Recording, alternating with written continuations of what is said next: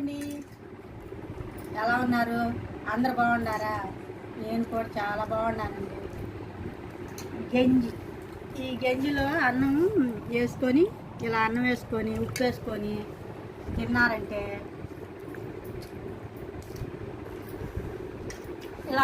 మీకు చాలా బలం వచ్చిందండి.